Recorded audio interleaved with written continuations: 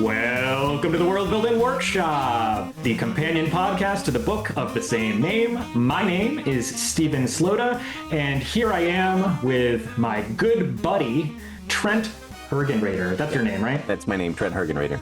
Great. And so as a special surprise, it's probably not a surprise if you've read the description to this, we have our first interview as part of the process of recording these podcasts for the book.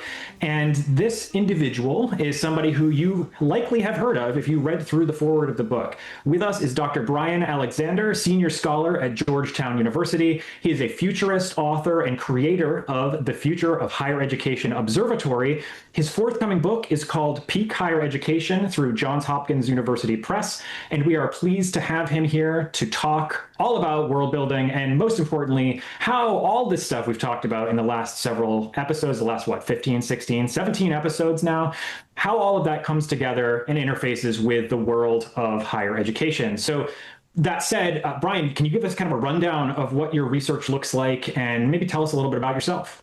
Yeah, sure. Well, first, it's really, really good to be on this program. Your book is an admirable one. I admired it for the foreword, of course, but I'll be glad to be using it in class, and I recommend it to all kinds of people. I'm a futurist specializing in the future of higher education, so I track an awful lot of trends, everything from macroeconomics, demographics, a lot of technology. So right now I'm doing a lot of work on AI. Two of my previous books were, one was about the future of climate change in higher education, and the previous one looked at a whole series of trends and offered a bunch of scenarios for where higher education could go. Right now, I do some of that research through a weekly video program called The Future Transform, which is a 9.5-year-old video program where we discuss the future of higher education, which is pretty remarkable. My upcoming book is about the idea that we may have overshot higher education in the U.S., we may have overbuilt our capacity, the demand, and that we may be continuing to slide down a pretty negative slope. So that's some of the stuff I'm working on. I also, in read your book, I teach a class at Georgetown University on gaming and education. I've been researching gaming and education since the 1990s. So I like to make games. I love to teach games. I love to bring in game theory. And I will definitely hit you two up for more questions about what I should be doing in that class in January. Excellent. Well, let me get the ball rolling with our first question. And I think one of the things, like I said, sort of in our pre-recording banter, is that you travel a lot. Whenever I'm following you on social media, I can't believe how much you're traveling all over the place to all different kinds of schools. And one of the things that I kvetched about too in our last episode was the fact when we talk about higher ed, it's like we're really, in so many ways, at least in the media, it's like we're talking about Harvard, right? And it's like, okay, so many institutions don't look anything at all like Harvard. So looking at community colleges, looking at small public schools, big public school, all those kind of things, you've been around the block and know way more than I think Steve and I combined about sort of the current temperature of higher ed. And one of the things that I wanted to ask about and get your feedback on is, in this book, we're saying, okay, look, this approach is collaborative. It is built on constructionist and constructivist learning theories, which we know work. We've had tremendous success with it. But one of the things that, I continually run into is you're limited by institutional space, institutional time in terms of like scheduling, what resources do you need, all of these kinds of things. And then also, one of the things that we've talked about in some of our earlier episodes is that most faculty don't get any pedagogy at all. And then they just kind of do what they teach the way that they've been taught, or they settle into something that they like. And if students aren't responding to it, then it's the fault of the student, right? It's not that they need to change what they're doing. It's that the students are the ones that are wrong. So just thinking about, we're in this moment where higher ed is definitely in at least one form of crisis, if not multiple forms of crisis. And at the same time, they're calling for faculty to be innovative, to try new things, to engage with students. And it just seems like it's, again, the more all the time, do more with less, do more with less. So what can you say about this kind of approach, in terms of higher ed in the United States or even abroad, if you've got experiences that from universities abroad? Like, how do you see, not in a theoretical, but like, how do you see like a book or an approach or gameful, playful approaches working in higher ed in this moment in time? It's hard. It's very hard. And I will tell you a positive part about this, but I have to go through the negative first. A lot of American higher education, and also higher education in quite a few other countries, namely Britain, Canada, Australia, for a few examples, have been under enormous stress. And I don't mean the stress that some nations, institutions have been under in terms of, say, war. You think about higher education in, for example, in Ukraine or in Gaza, just the financial stress that we've all been experiencing for various reasons, which, I'd be happy to talk about everything from reductions in state funding to enrollment pressures to, unfunded or leftover maintenance that needs to be done.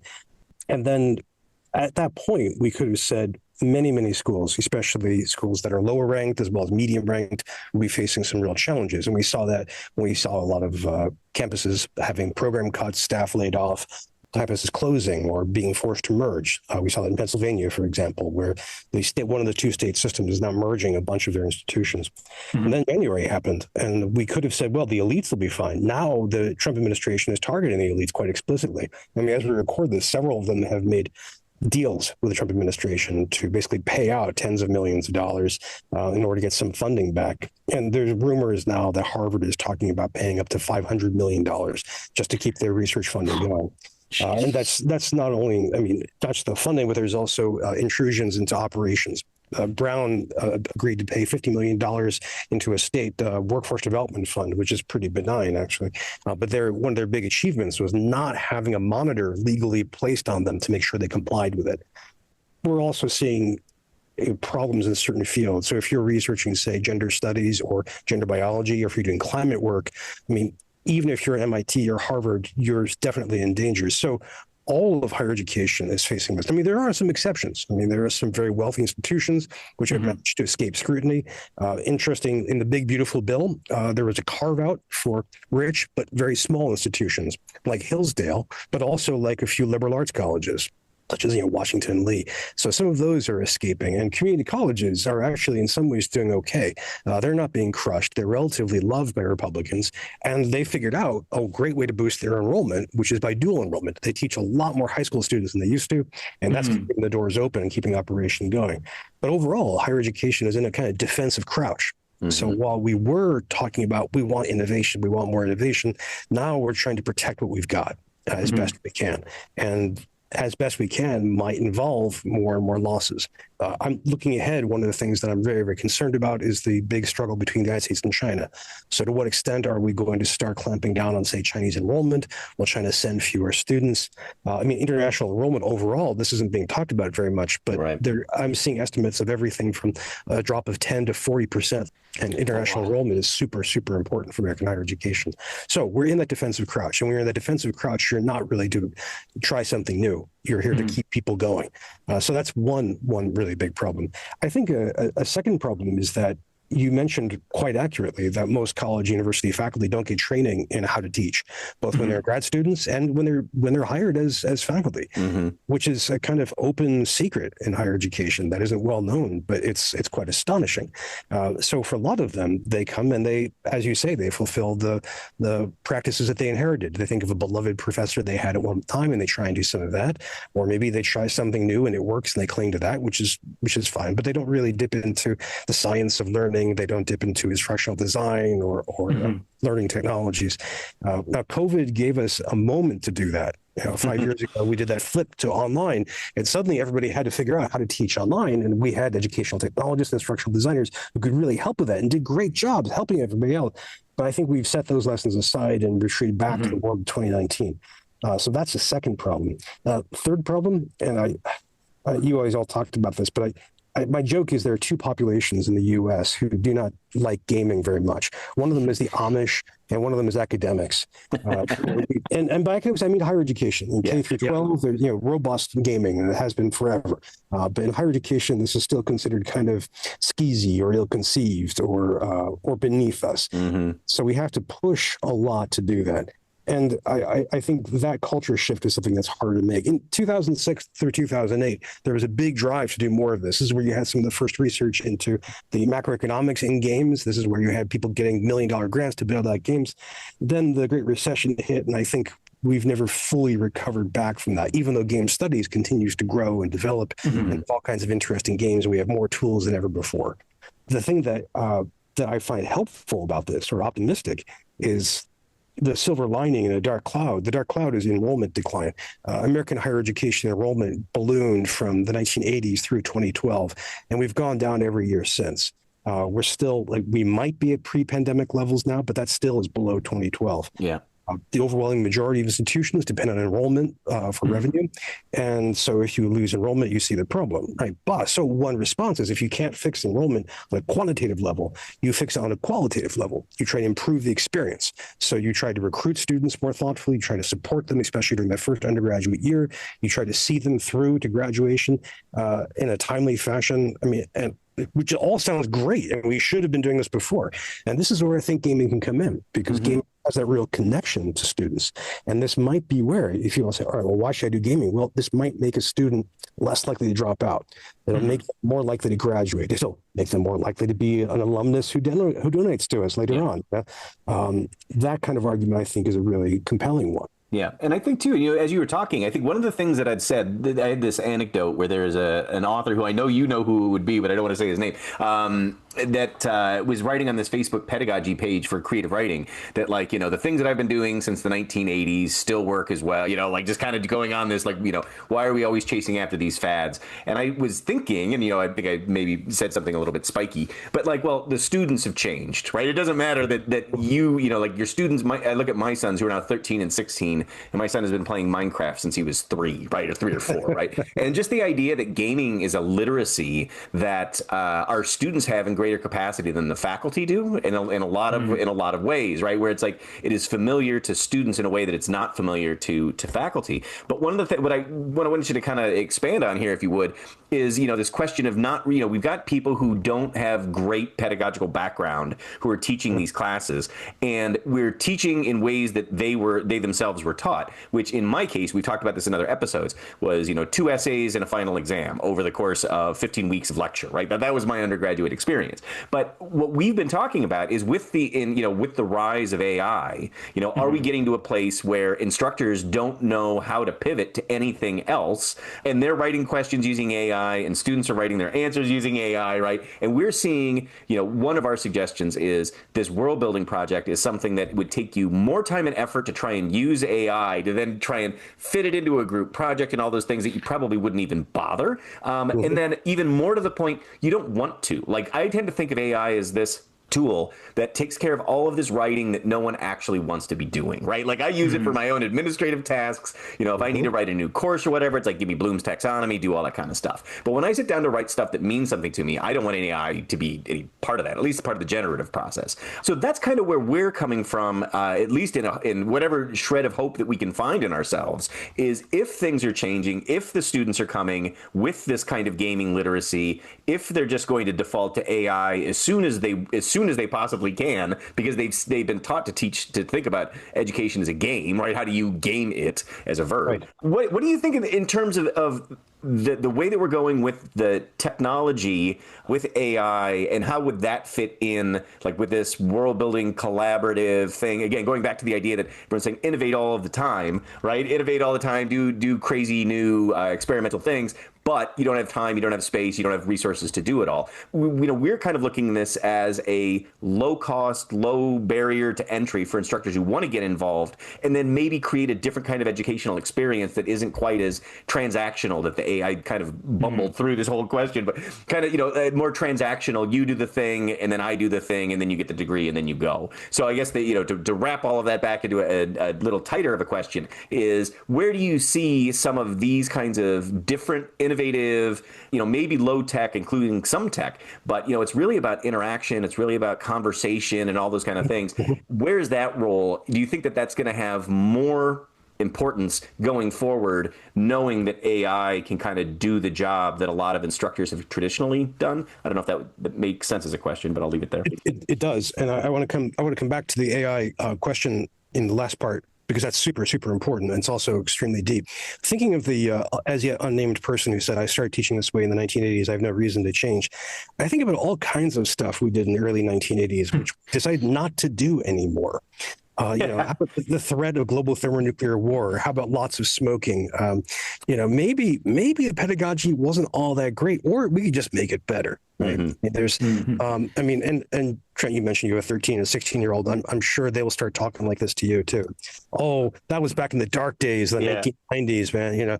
I would also say that there are low-tech solutions that work pretty well. I'm a huge fan of the Reacting to the Past game series. Should I explain that to the audience, or have you already covered that? We've talked a little bit about it, but if you want to rehash it for the audience of this episode, that'd be great. It's been a while since we discussed it. Sure. Just really quickly, Reacting to the Past is a series of games that are historical role-playing games.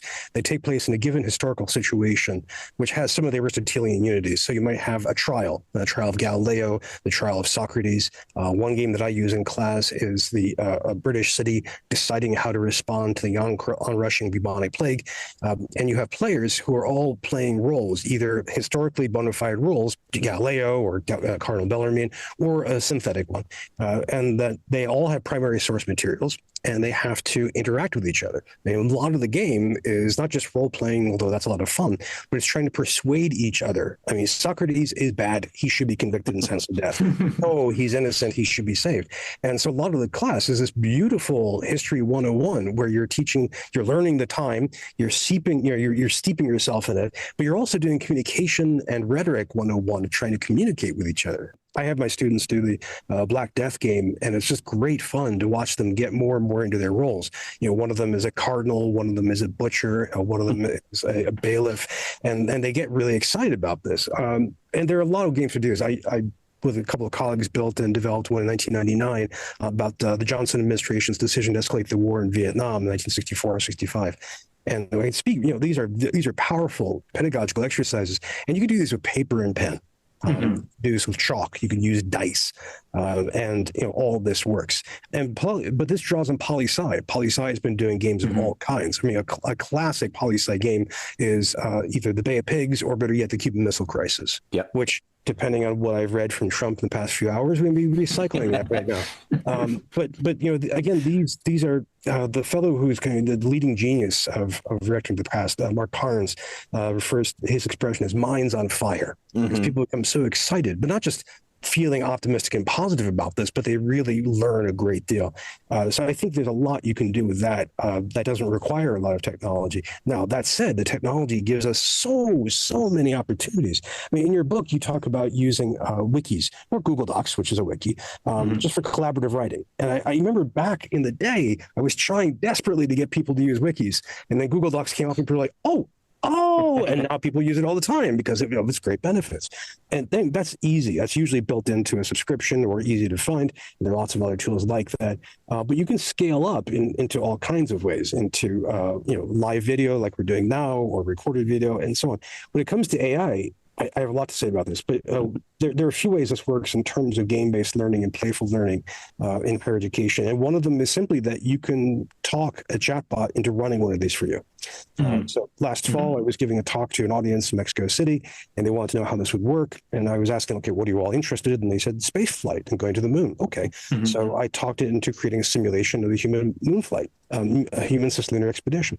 And it did this in great detail. I had us plan our rocket, trying to find our escape velocity, how many astronauts, what our orbital injection position would be, how many days it went in great detail. And the audience was rapt. They were just excited by this, really engaged by it. And that took me, I improvised that prompt on the stage in maybe 2 minutes. Yeah. Less than that. And that isn't my specialty. I'm not a space scientist. So, thinking about what you could do in different fields, that's one. And then the second is, as you said, Shrim, we have all this potential for generative AI to generate stuff that we normally don't take pleasure in, and it might be a slog. A few years ago, I saw one of the worst uses of ChatGPT was real estate agents using it to create real estate copy. When I read this, I thought humanity in me had died a little bit. But then I thought, no, it's actually good, because no one goes into real estate because they want to write beautiful prose. And actually, real estate copy is technically very challenging. I mean, it's a really intense, very difficult word by word, comma by comma kind of thing. So if AI helps, that's great. So thinking about generating any kind of documents you might like, but not just text, but also thinking about generating music, thinking about generating images, so for a game, and of course now generating more video. It has all that, but of course, this plugs into other strategic issues for universities and colleges. I mean, one is some universities and colleges strategically, and some of the faculty and staff want to do more of the generative AI because it prepares students for the job market. So they figure they should do this and should be part of it. And sometimes it takes the form of AI literacy. the Ohio State University, came up with the idea of AI fluency, which they borrowed from the library world, but that's okay. And then you have the opposite. We have some faculty and staff, especially in the humanities, who oppose the use of AI for various reasons, which we go into. So using AI to create or facilitate a game like this can be difficult on the campus depending on how it's set up. Right now, no university has figured out AI. Most of them don't have a strategic posture towards AI. Most of them aren't committing resources in a serious way.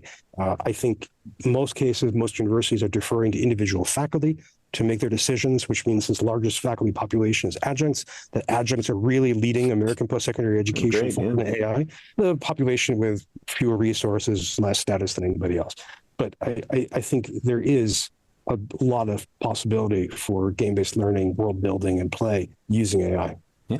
One of the things that you're mentioning here is the sort of reticence of a lot of higher ed to adopt some of these, I'll say, cutting edge approaches to pedagogy or ways to think about what education can or should be. And I'm thinking specifically about a Reddit post. I've actually seen an increasing number of Reddit posts in the subreddit for professors that specifically complain about the relationship between higher education and AI or LLMs because it's undercutting all of the things they're used to doing. And it reminds me of the experience I had as a subcommittee chair on a future of learning committee during COVID, or at least at the beginning part of COVID.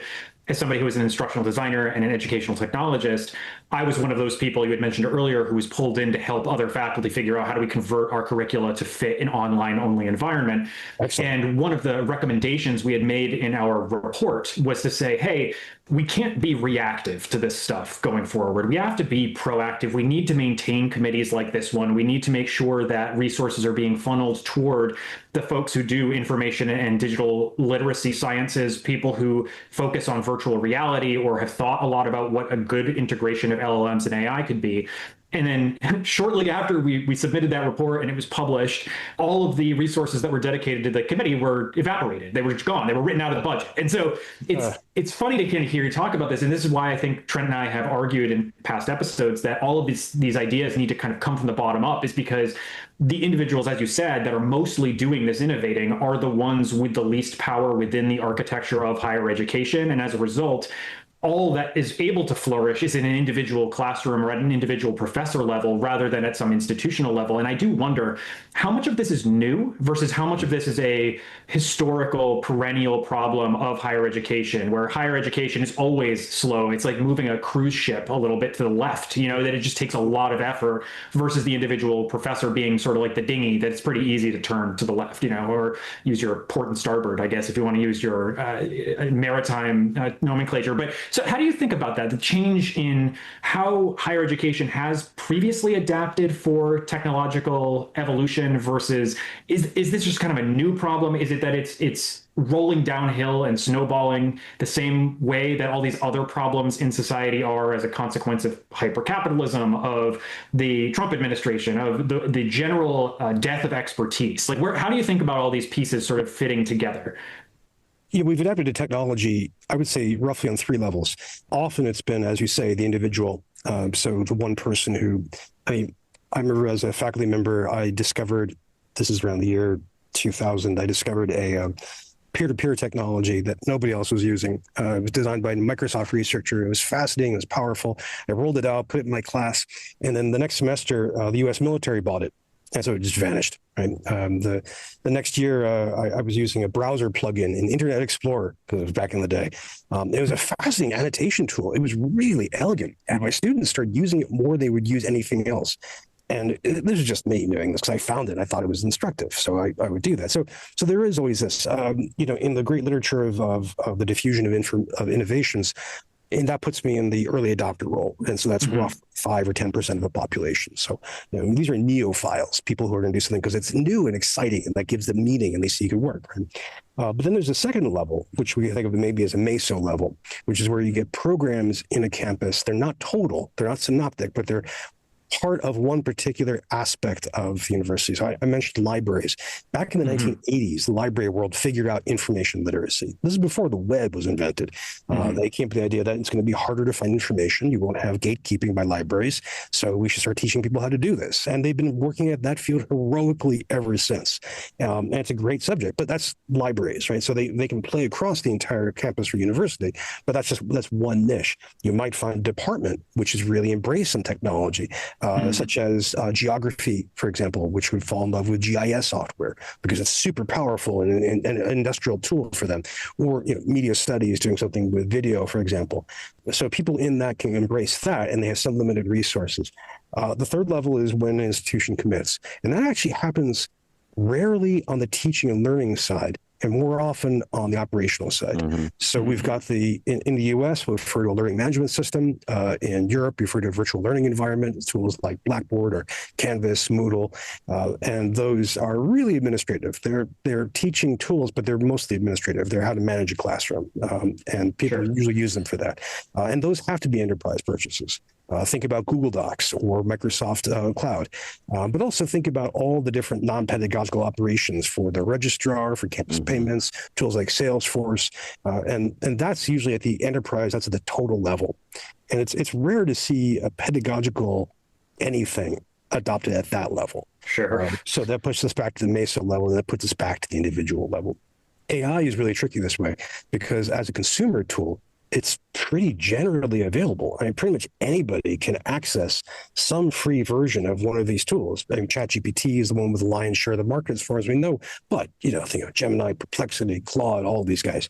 And the free ones are lesser powered, but you still get something out of them. And Google and Microsoft infuse more and more generative AI into non-AI tools. Gmail, for example. I just got a note last night from a colleague who was asking me to read a paper he wrote about AI in education. And my Gmail account opened a window without me doing anything, summarizing the paper, which is pretty fun to have that, as a paper on. Right? So we already have that being done. So we have to figure out strategically where to fit all these in. I mean, Worldbuilding, I don't know of a program that does that programmatically besides the program of Trent Hergenrader. But individuals can really use that. So that goes back to that individual level. Steven, did that help answer your question? It does, actually. And it reminds me of something else that I'm not sure if you're familiar with this. It's very specifically in the realm of learning sciences, but James Kaufman and Ron Bagetto, two former faculty that I've worked with, great guys, very, very brilliant.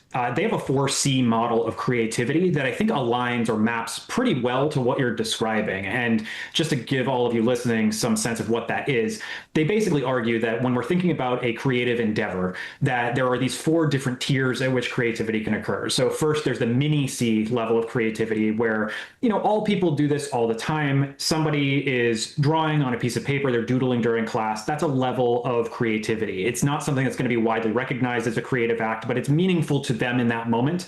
A tier above that is little c creativity. It's a place where you would get feedback from other people. They're going to recognize your creativity. It's not just you as an individual experiencing it yourself, but it is acknowledgement from others.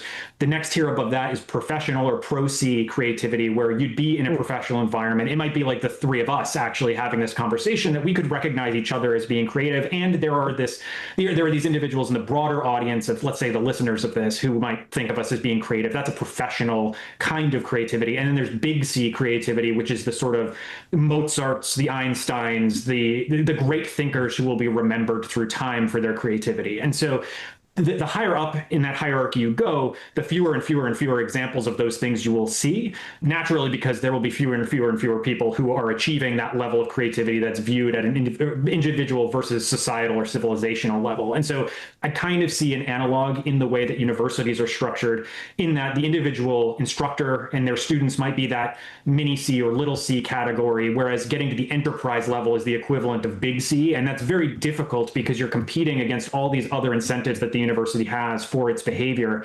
And I'm saying it as if, that's one singular mind, but it's actually many different administrators, many different department heads, many different faculty, many different economic powers or student bodies or whatever. So I'm kind of thinking that with respect to the way that AI gets integrated into the classroom, how world building gets integrated into the classroom, it's almost always going to fall in those bottom three categories. And very, very rarely are you going to achieve that big C level kind of creativity or that implementation.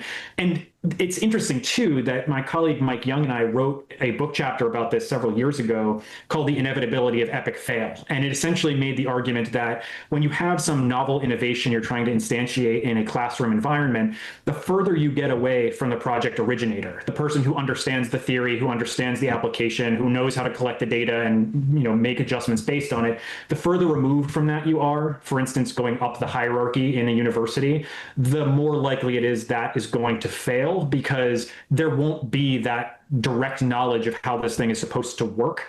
And when you try to implement it with too broad a brush, it basically gets subsumed into the structure that already exists of education, and just sort of, rather than reshaping education, education reshapes it. And I'm wondering if that's kind of what you think about with respect to even your own work, like how your work has been either integrated into some of these systems or bounced off of them because of their structure. I love that fourfold mini through biggest C. Thank you for sharing that. A colleague teaches a class in creativity, so I'm going to throw this at him. He's probably been teaching with it for years. I didn't know it, but this sounds great. I think we can go back to answer your question. We'll go back to something that Trent said, and I wanted to touch on this. The idea that our students are more gamified than their elders. And in a sense, that may come as a surprise, given that games are, part of the human condition as far back as we have archaeology, as you two know so well. But I think, the explosion of tabletop games, the cultural acceptance of role-playing games, which still astonishes me. In my gaming class, I show my students a clip from the Tom Hanks movie Against D&D, and they're like, what? How did this happen? There was a panic about D&D? Yeah, but now it's accepted. And of course, the best of all, or biggest of all, we have the gigantic renaissance of computer games. Just as a funny aside, as you're talking about Tom Hanks and D&D, I grew up in one of those satanic panic towns about D&D, and there's a 60 Minutes episode I used to show my students when I would teach game systems, because I would tell them, if you don't believe me, like, this was a big deal, and my town tried to make it illegal to play Dungeons and Dragons. It was so bad that they actually were on national news in 1984 because they were worried about D&D causing kids to become violent criminals. So, like, just as a quick aside, it's really funny to kind of have grown up in an environment where that was the attitude. So, I mean, again, the 1980s, right? If it worked then, it should work now, right? but clearly, D&D worked. I mean, the three of us are obviously violent criminals, so they were exactly. No, I think that's amazing. Thank you for showing that. Your students their reactions would be very interesting. No, I think someone who said the 21st century maybe describes the ludic century. The idea that games, especially digital games, may become the synthetic medium, the kind of Wagnerian Gesamtkunstwerk, and there's a lot to be said about that. And so we can respond to our students in that way. But these students are no longer, and we obviously still have traditional age students, but that population is getting older and older and older. I gave a talk a few years ago to the faculty who teach U.S. Special Forces, who are amazing. I mean, it was just fantastic talking with them. But at one point, I asked them about gaming, and it was really interesting. You get all the younger staff were like sitting on their hands because they really wanted to say, yeah, I played these games, but they didn't want to embarrass themselves in front of the generals, right? They were like, games? Oh, who does that? Oh, we do war games. That's different. That's not gaming. So I think we might approach the big C level as there's a gradual culture shift as people accept this more and more. I'll give you one example. I do a lot of research into climate change and higher education.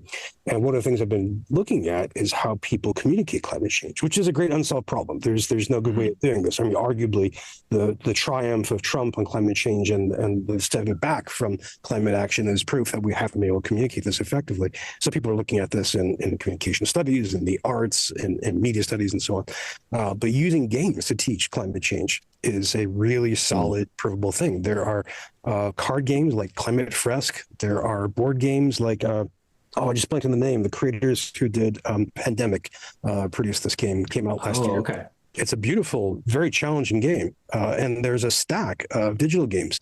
So, you think climate change is a very complex system at whatever level you model it. And games are great at teaching complex systems. Climate also involves multiple stakeholders trying to solve problems that we haven't solved yet. And of course, multiplayer games, either online or in person, can do this. I mean, that's just one example. Ian Bogost has a book he authored or co-authored about news games. And that's what I've been expecting to see more of. If Stephen goes back to that town where he grew up and he's going to run for mayor, and one thing he should be able to do is to hand out a game, a tabletop game or a computer game, saying, okay, here's a simulation of what happens if you elect me.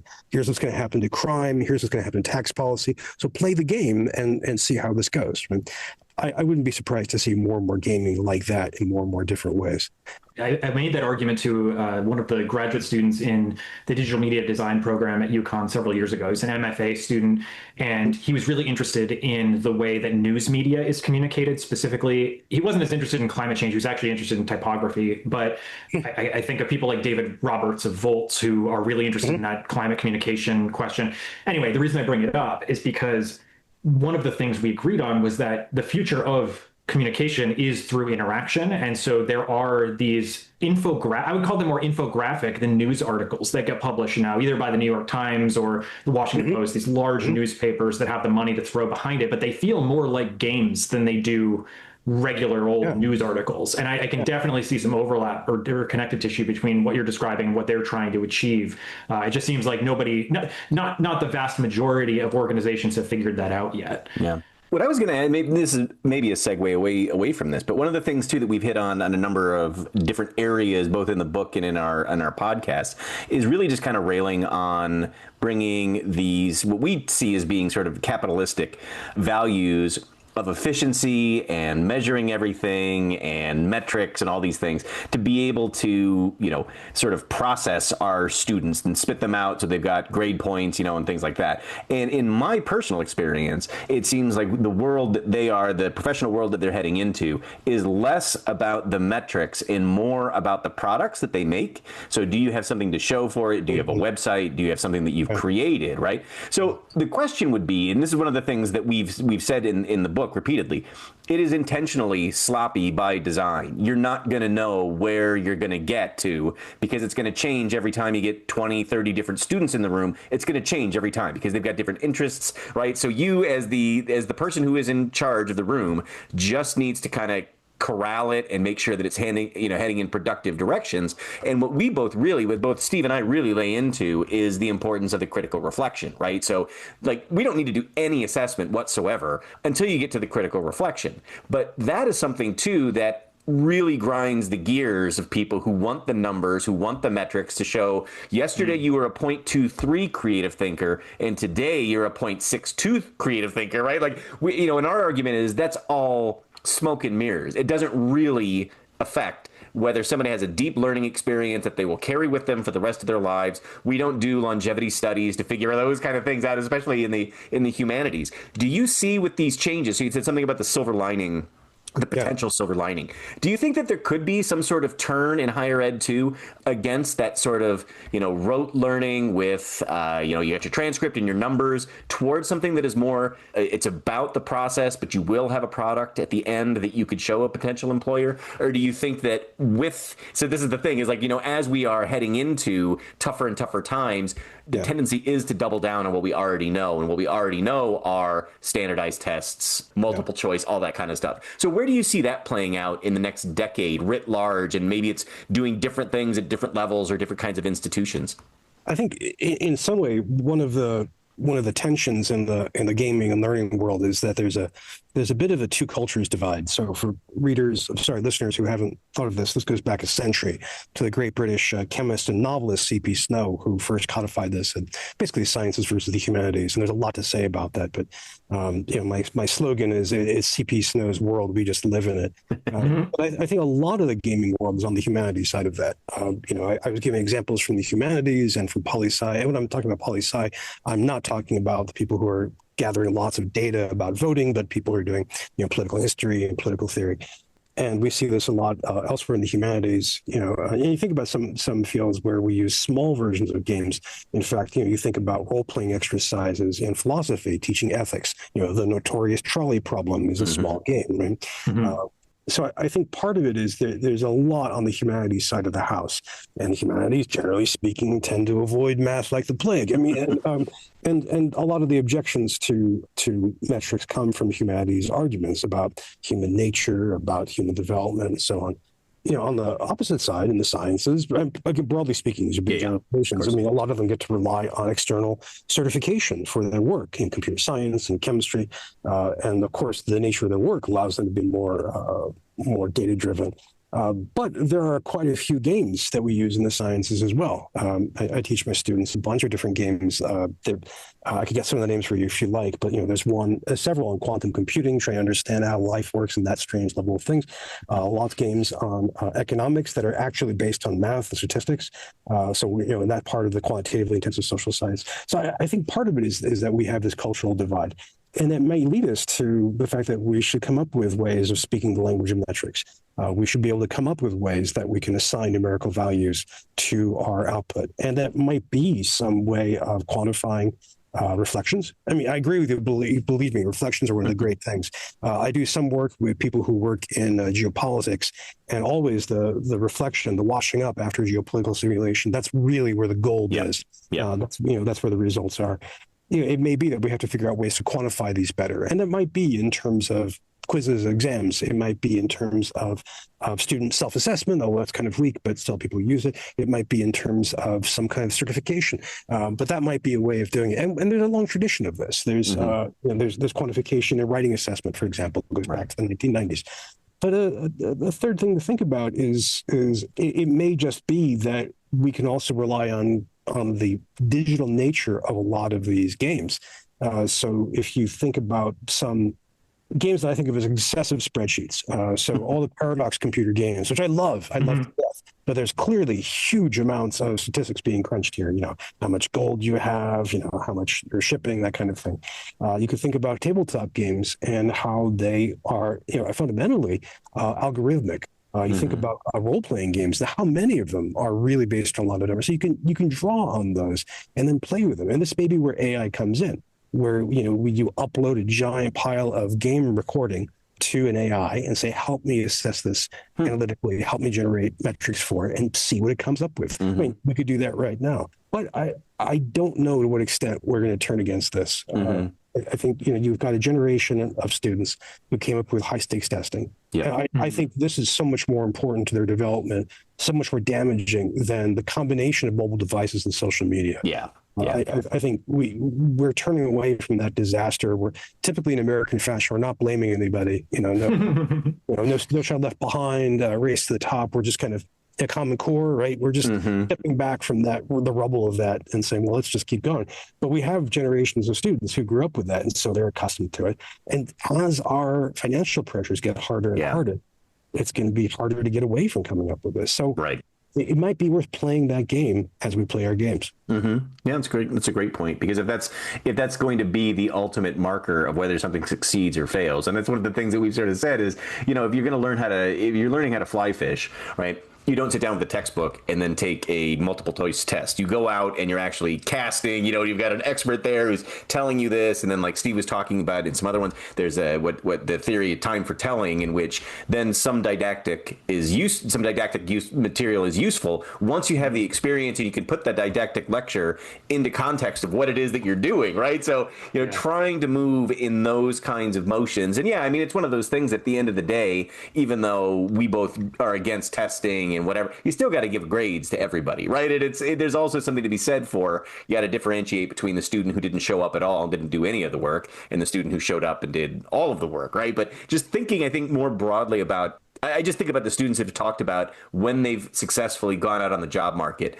It's almost a glance at their glance at their CV, glance at their transcript, but then really dig into what are the things that they did while they were in college, and then having them do some live coding or responding in the moment. Where, again, if we're really serious about trying to make students, and this is what we've kvetched about this as well. How do you take a university like mine with 20-some thousand students who are going to go to 20-some thousand different jobs and make them all, prepared for their job? Like, it's just not possible. But one of the things that we may be able to build in is a little bit more of the spontaneity, or this is one of the things too that we keep saying about the world building aspect, is even if you're an engineer and it's just numbers and whatever, when you get on a project, maybe you've got a manager who's really difficult, maybe maybe you have somebody who's suffering from a sickness or having problems at home, right?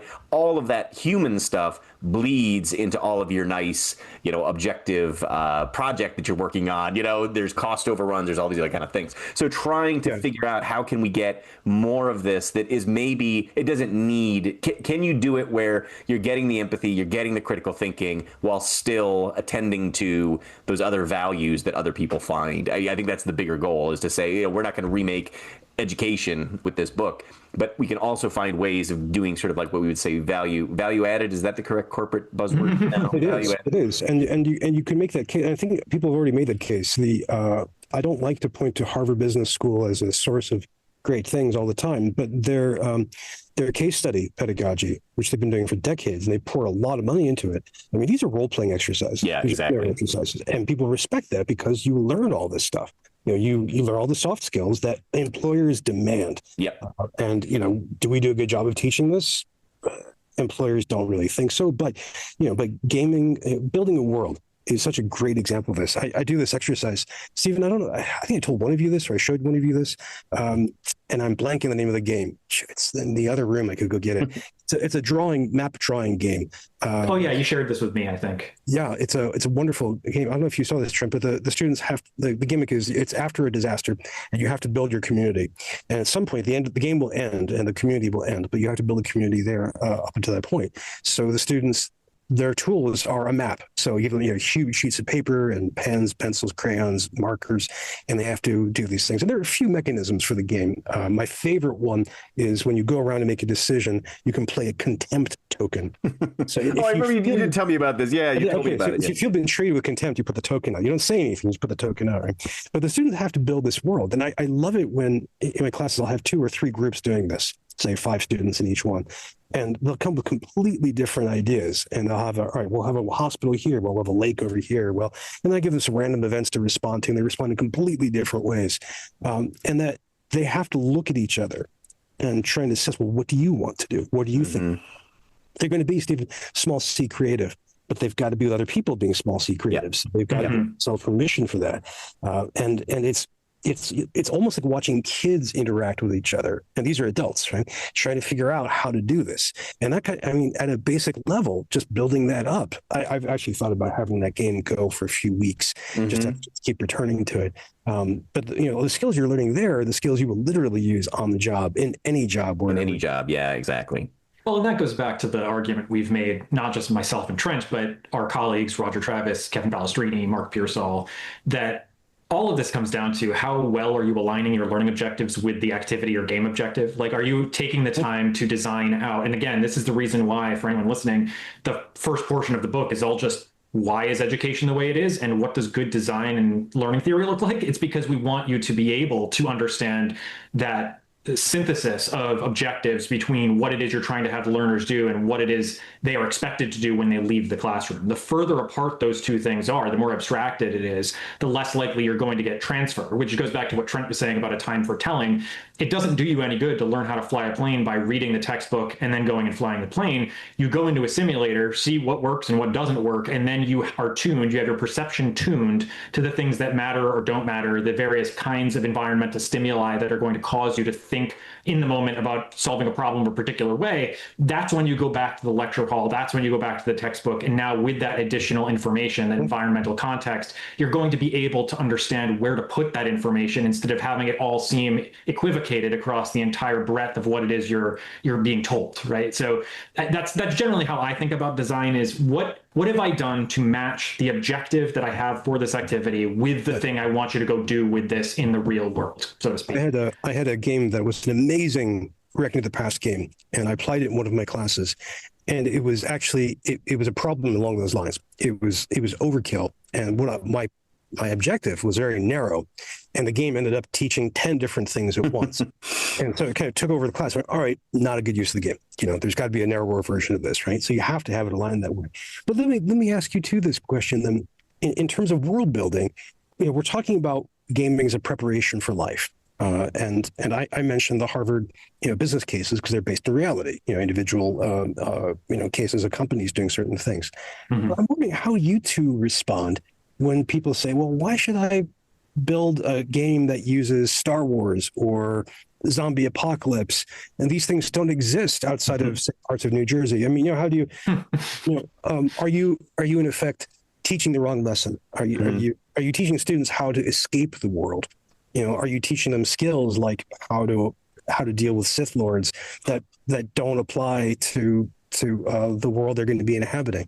Do you get these kind of criticisms, and if so, how do you respond? Trey, take this one first. Yeah, because I teach a class on transmedia story worlds that is all about the Star Wars galaxy, and I've had multiple snide comments from colleagues being like, shouldn't they be taking Shakespeare or something like that, right? And it's like, okay, well, it's an entirely, for me, it's a content versus concept kind of thing. So what we're studying is, and this is one of the things too, that thinking about my particular set of students are trying to break into the entertainment industry, right? They're trying to get jobs with major media franchises. So when we're looking at Star Wars, we are talking about this one property that is trying to tell all of these stories that are happening in the same fictional galaxy, in the same fictional space. But we start thinking about, okay, well, and then once if anyone will give me, it's one of those classic cases, if you give me a minute to explain it, it makes a whole lot more sense than if you just say you're teaching a Star Wars class, right? So then we look at things like, who is the audience that the Leia young adult novel was intended for, right? Like, why does this product exist? And it's like, oh, well, because historically Star Wars was not targeting that demographic, and now they realize, hey, there are young women that we can target, right? So why would you choose this character? Why would they make Andor a TV series rather than making it into a 2-hour movie, right? We go through all of these kinds of questions about what is the form of media that you choose, and then how do you execute it, and why did you choose that? How does it fit within the bigger thing? And then within each one of those, you can still go back to character, theme, plot, all those kind of things. And the variety, and this is what I'm also happy to admit, is that the quality varies greatly. Like, there's some really sophisticated, good Star Wars, and there's some really schlocky stuff. And we look at both of those examples, right? And it's quite simply because no one is going to get hired into building part of the Toni Morrison expanded universe, right? Like, no one is going to be like, that just doesn't exist. But Marvel does, and The Witcher, and this is the move that they're all going to. And I mean, we also talk about the commercial implications. If you look at something like Marvel versus Game of Thrones, which is basically Martin has that locked down, or Harry Potter, in which that is J.K. Rowling's thing, right? Well, Marvel has thousands of artists that are working across dozens of media, right? That is a revenue stream that they are trying to figure out. What are the different types of media that we can target with different types of markets to be able to make the most money, right? I mean, it's not about art; it's about commodifying and about making, making as much money. And if that means you can make more money by selling Star Wars to teen girls, that's what you're going to try and do. So I would say that sort of content versus concept description is also what I would apply to these world building projects, in which it's like, well, no, they're doing all of these speculative things, but even if you just take into account, or if you just write off the fact that whatever they're doing in the class, whatever product that they're doing, it may be fictional or whatever, they're in groups, they're talking to each other, they are collaborating, they're collaboratively writing, they are bouncing off each other's imaginations. And these are all pro-social good things, regardless of the content. Like, if you just take the content away entirely, and then when you bring the content back in, we're saying, okay, well, what would these characters do in these moral or ethical dilemmas, and why do you think they would do that, right? So even though we may be saying, you are a stormtrooper in the woods or whatever, right? It's really coming down to a human question of a human problem that you're asking somebody to either do a simulation or a role play, or how would it feel, golden rule stuff. Would you want that done to you? And all of that stuff is very, it's just one step over to being able to say, okay, I'm going to take this out of the Star Wars role play experience and apply it to my life. It's actually quite easy, I think, especially if gaming is a literacy that you have, and as a student gamer, right? Most of them sort of don't need any hand holding. They understand how that works entirely. But what I find interesting too is that the students, particularly the students who've never done role play before, it seems even clearer to them that this is the point is not the game. The point is what it's teaching me about being decision-making, randomness, because one of the things, too, that I love about role-playing games and games in general is you can roll poorly, you can turn that bad card that you hadn't expected, right? And this is what I'm always encouraging educators to be thinking about, too. Rather than giving an exam that you've written the question, and students can be like, well, that was an unfair, tough question, or tricky, or whatever. If instead you've got a deck of scenarios, right? And you're going to choose a continent, and then you're going to choose a scenario, and you're going to choose something else, then it was fate that made that exam question, right? And it's like, and you need to be prepared as a student. You need to be prepared for any of that, right? Like you need to come to be able to answer. And that's how you show your mastery of the material. When you can't expect exactly what it is that's coming, can you react? And that is a way of being able to train them. That's what we want them to be able to do in the rest of their lives, is not nail something that it's like, a T-ball, like you know exactly where the ball is, now hit it. We want to be able to create in their minds that flexibility and fluidity to be able to move with the times, to move with the problems, to be able to analyze,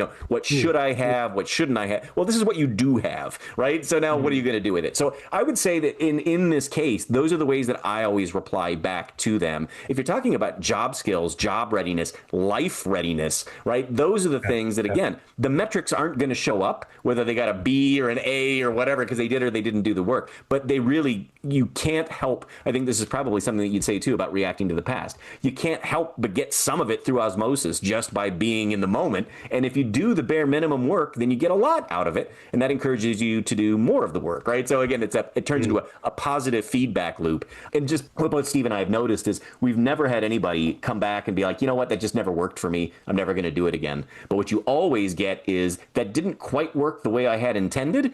So I'm going to tweak it a little bit. But it was, the students loved it. It was really successful. And now I'm going to try this new thing. And we're like, yeah, well, you'll be doing that for the rest of your career, because every time, you just get new wrinkles that come in. It seems like those questions are coming from the place of, is this inefficient? Is this just fun? What are the metrics behind any of this, right? And you can kind of answer that through, well, you want us to be doing these things, don't you? Like, these things sound good, collaboration and cooperative product making and things like that. So I find that on either side of those arguments, you satisfy the questioner, right? Where it's like, oh, I guess this is what I'll often hear. This is more than just playing games. And I'm like, well, whoever said that it was, right? Like that may have been your own preconception, but I never said that this game class was about fun. I never made that claim, right? So why you would think that, I don't know. What would you say, Steve? Yeah, if I can piggyback off of that, I echo your sentiments. So this is going to be a yes and, but I think from a learning science perspective, the thing I keep coming back to is it's medium versus message. Mm-hmm. What is it you're trying to communicate, and what are the tools you're using to communicate it? It's very much an educational technology question. Is it the implementation of the technology that matters, or is it the specific thing you're communicating through the technology that matters? So with respect to games, with respect to popular media, I use those things all the time in my classes, but it's never about those things, right? Kind of like what Trent is saying with transmedia, that you use Star Wars as an exemplar, not because you want to teach Star Wars, but because you want to teach these fundamental skills associated with transmedia storytelling. And I do want to teach Star Wars, so there's that. So. Sure, there's that too, right? I mean, the fun of Star Wars itself. I think for my purposes, the utilization of video games, board games, card games, role-playing games, it's all in service of that one-to-one relationship between the learning objective and the activity objective. So I think about the specific biology-based role-playing game I had created when I was a teacher and worked on through my doctoral career, my doctoral candidacy. This idea that I could tell a story about learning biology, but it wasn't the story elements that mattered so much as what the students were doing with the information in the moment. So I use this example all the time of creating one section of one unit within this role-playing game. It was about the 9 layers of cell. It was a parody of Dante's Inferno. The students would shrink down and they'd go to the 9 layers of cell along with their companion Dante Flagellari, who is the leader of the eukaryotic cell community, right? And so you're working through these 9 layers, and it was very fantastic voyage. It's very much it's aping at a lot of those sort of 1960s, 1950s visions of what the future could be like. And in the course of that, they end up confronting the villain, who takes this glass cylinder or this glass vial and he throws it at the group and it explodes. And they're in the nucleus of the cell at this point. The sort of monster comes out of this vial and it is a malignant cancer. And so the prompt that they're given in the context of the story is cure cancer.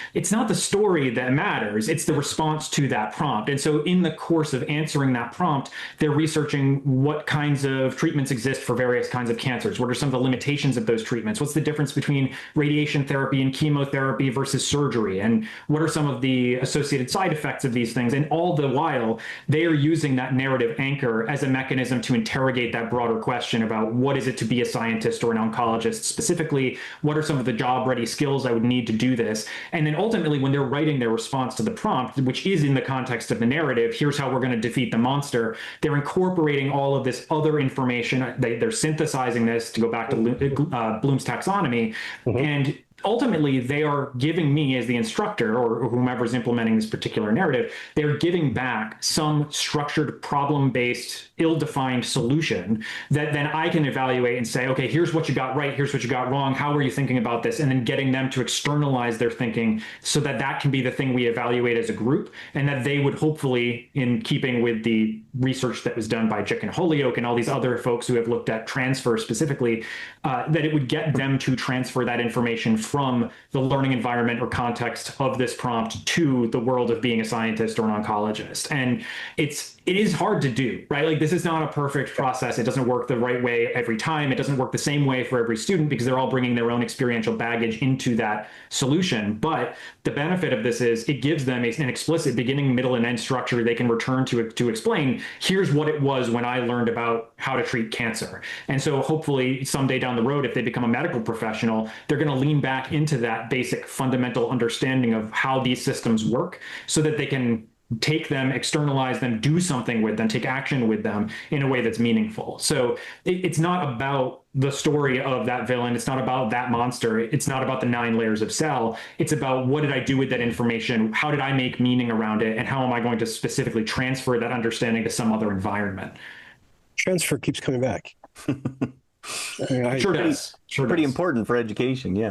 Do you have any last minute thoughts here, last into episode thoughts here, Bryan, on things to take away either from, the approaches that we're talking about with world building and games, or just what you're seeing in higher ed? We're assuming that most of our listeners are going to be educators, either K through 12 or higher ed, probably higher ed.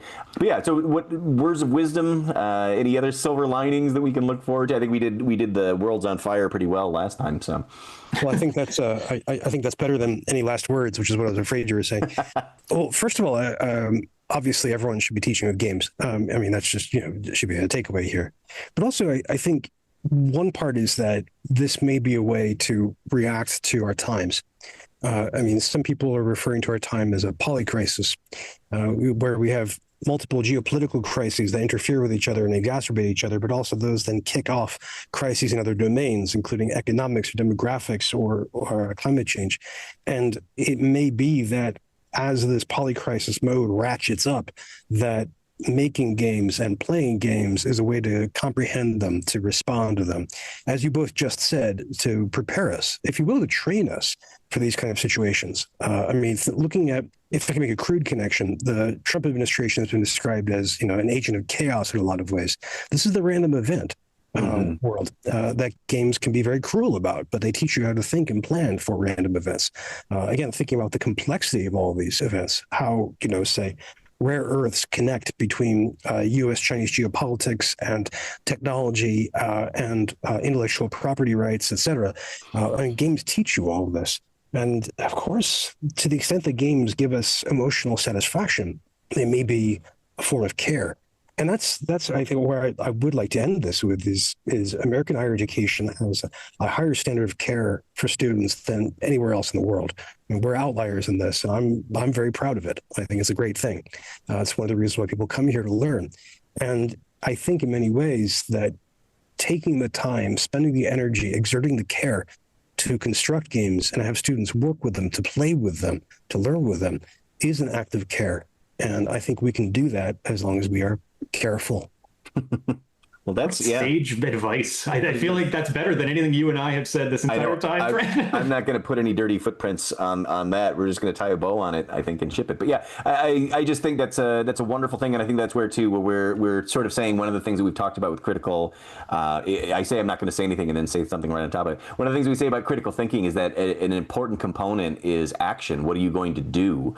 And I think in this moment of helplessness, one of the things that instructors can do is make that that choice, right? To say, I'm going to redesign, I am going to re-engage with care rather than content even being the thing that leads it off. So that's fantastic. And I think that's where I'll leave it. What are you going to say, Steve? You want to top it?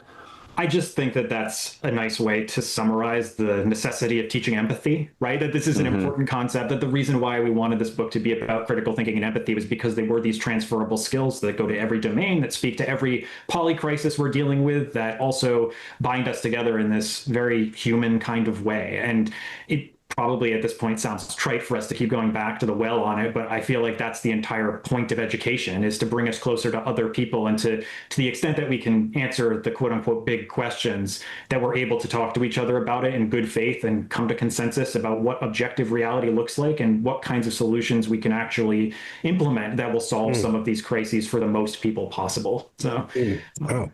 Thank you so much. Yeah, thanks so much for coming on. Yeah, those of you listening, this has been our conversation with Bryan Alexander, senior scholar at Georgetown University, futurist, author, and creator of the Future of Higher Education Observatory. And keep an eye out for his book, Peak Higher Education, coming to a bookshelf near you very soon. Thank you so much, Bryan. This has been really helpful. Thank you, Trent. Thank you, Stephen. All right, well, check in with all of you next time. Thanks very much for listening. The Worldbuilding Workshop podcast is a production of Trent Hergenrader and Steven Slota. Our theme song, Stompin' at Midnight, is a copyright-free Creative Commons production created by composer Kevin MacLeod. The show is mixed and edited by Steven Slota. The companion text, The Worldbuilding Workshop, Teaching Critical Thinking and Empathy Through World Modeling, Simulation, and Play, is published by the MIT Press, copyright 2025. Print copies can be purchased through the MIT Press website. The audiobook version, narrated by Steven Slota, is available at www.theworldbuildingworkshop.com.